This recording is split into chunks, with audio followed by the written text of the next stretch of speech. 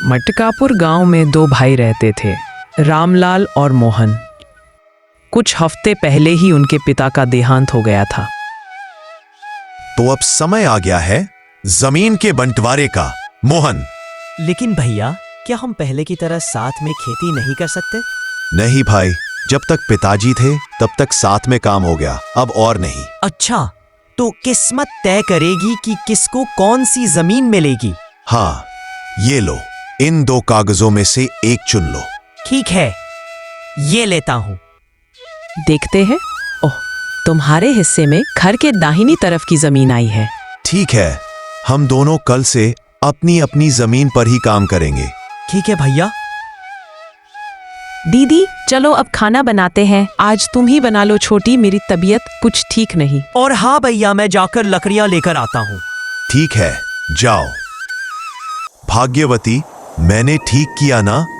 क्या किया भला? किस्मत ने मोहन को दाहिनी तरफ की जमीन नहीं दी।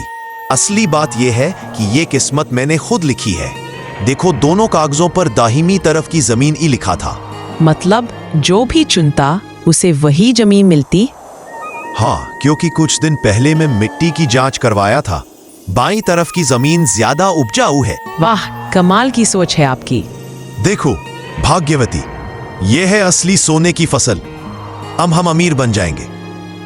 सोने की फसल से मेरा मन नहीं भरेगा, मुझे सोने के गहने भी चाहिए। ठीक है, बनवा दूंगा। रामलाल और उसकी पत्नी दोनों ही जमीन का दाहिना हिस्सा लेकर बहुत खुश थे। वहीं दूसरी तरह मोहन की परेशानी शुरू हो गई थी। अरे, हमारी जमीन में तो फसल आई ही नहीं और भैया की जमीन लहलहा रही है। हाँ जी, सब किस्मत की बात है। नहीं, मेहनत से किस्मत बदली जा सकती है। मैं सोच रहा हूँ यहाँ तालाब खोदकर मछली पालन करो। हाँ, बहुत अच्छा विचार है आपका। फिर मोहन मजदूरों को बुलाकर अपने खेत का काम शुरू कर देता है। भैया, बहुत थक गए, थोड़ी देर आराम कर ले क्या? हाँ हाँ, ठीक है, कर लो थोड़ा आराम।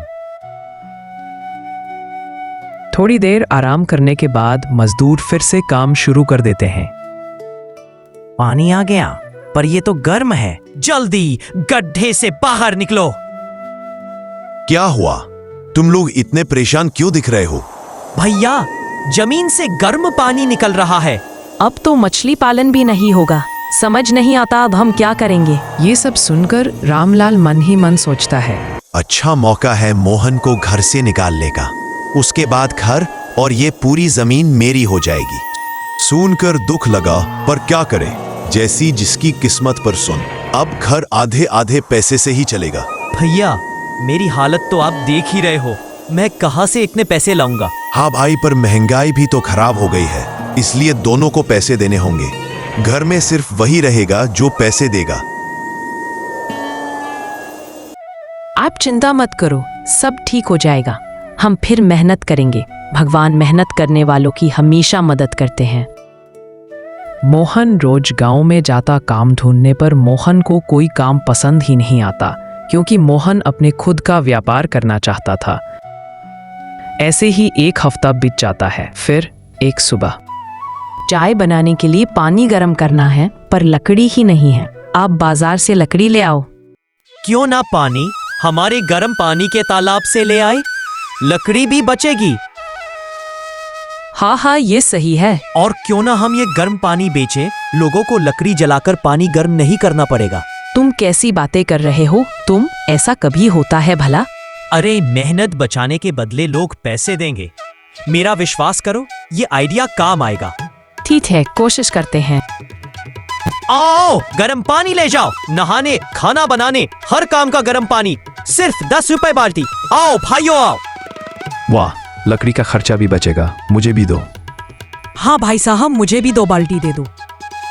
कुछ ही देर में मोहन के पास ग्राहकों की भीड़ लग जाती है। उस दिन मोहन की किस्मत ही पलट जाती है। मोहन की बहुत अच्छी कमाई होती है, जिसे दोनों पति पत्नी बहुत खुश हो जाते हैं। भैया, ये आज की कमाई घर खर्च के लिए। इतने पैसे कैसे? मेरी मेहनत की कमाई है भैया। मैंने अब गर्म पानी का व्यापार शुरू किया है। मैं गर्म पानी नहीं, आराम बेच रहा हूँ। रामलाल को मोहन की तरक्की से बिल्कुल खुशी नहीं होती। मोहन और उसकी पत्नी पैसे देकर वहां से चले जाते हैं। इस बार कीड़ों ने सारी फसल बर्बाद कर दी। समझ नहीं आ रहा हमारे खेत को किसकी नजर लग गई है। हाँ देखो ना, यहाँ हमारे खेत का हाल बेहाल हो गया है और वहाँ उस मोहन को तो जैसे कोई खजाने की चाबी ही मिल गई है। मानना पड़ेगा किस्मत बहुत अच्छी है उसकी। कुछ भी हो, मैं अपने गहने नहीं बेचूंगी।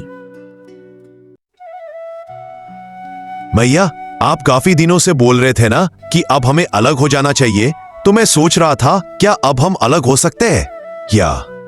मोहन, क्या अब तू भी मुझे इस हालत में छोड़कर चला जाएगा? तू तो जानता है मेरे खेल का हाल। मैं और तेरी भाभी कैसे रहेंगे? एक काम करते हैं भैया, पहले की तरह चिट्ठी उठाकर देखते हैं कि किस्मत को क्या मंजूर है। इस बार मैं चिट्ठी लिखता हूँ, आप चिट्ठी उठाना, ठीक है ना? नहीं नहीं भाई, माफ कर मुझे। अब मुझे कोई चिट्ठी का खेल नहीं खेलना। और भाई, पहले जो तूने चिट्ठी उठाई थी उसमें मैंने तेरे साथ झूठ बोला था भाई।